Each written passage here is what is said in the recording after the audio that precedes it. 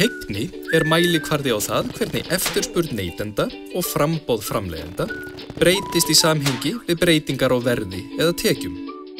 Hann fyrst og fremst notaður til að meta breytingar á eftirspurn þegar verð á vörum og þjónustu breytist.